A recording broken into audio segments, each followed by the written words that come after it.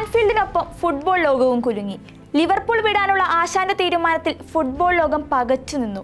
ലിവർപൂളിന്റെ ചരിത്രത്തിൽ തന്നെ എക്കാലത്തെയും മികച്ച കോച്ചുമാരിൽ ഒരാളായ യർഗൻ ക്ലോപ്പിന്റെ തീരുമാനത്തോട് ആരാധകർക്ക് ഇപ്പോഴും പൊരുത്തപ്പെടാനായിട്ടില്ല. ആൻഫീൽഡുമായുള്ള 9 വർഷത്തെ ബന്ധം അവസാനിപ്പിക്കുകയാണെന്ന വിവരം യർഗൻ ക്ലോപ്പ് തന്നെയാണ് മാധ്യമങ്ങളെ അറിയിച്ചത്. ഈ season കഴിയുന്നതോടെയാണ് 56-കാരനായ Klopp ആൻഫീൽഡിന്റെ പടിയിറങ്ങുക.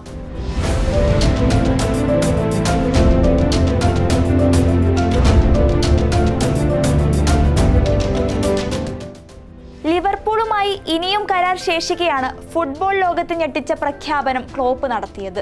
2015 October 8-നാണ് German club Borussia ഡോർട്ട്മുണ്ടിൽ നിന്നും ഈ ജർമ്മൻ പരിശീലകൻ ആൻഫീൽഡിൽ എത്തുന്നത്. ഐറിഷ് മാനേജറായ ബ്രണ്ടൻ റോഡ്ജേഴ്സിന് പകരക്കാരനായി 3 വർഷത്തെ കരാറിനായിരുന്നു ക്ലോപ്പ് ആൻഫീൽഡിലെത്തിയത്. ക്ലോപ്പിന്റെ വരവോടെ ലിവർപൂളിന്റെ പ്രതിസന്ധി ഘട്ടവും കിരീട വരൾച്ചയും അവസാനിക്കുകയായിരുന്നു.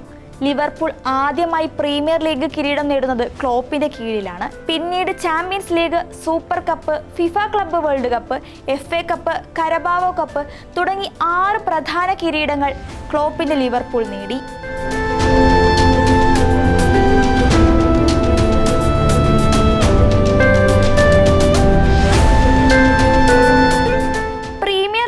പലതവണ പെപ് ഗ്വാർഡിയോളയുടെ മാഞ്ചസ്റ്റർ സിറ്റിക്ക് കടുത്ത വെല്ലുവിളി ഉയർത്താൻ ക്ലോപ്പിന്റെ ലിവർപൂളിനായിട്ടുണ്ട്. നിലവിൽ പ്രീമിയർ ലീഗ് ടോപ്പേഴ്സും റെഡ്സ് ആണ്. മികവിന്റെ പരകോടിയിൽ നിൽക്കെ എന്റെ ഊർജം തീർന്നുവെന്ന് ലോകത്തോട് പറഞ്ഞുകൊണ്ടാണ് ക്ലോപ്പ് പടിയിറങ്ങുന്നത്.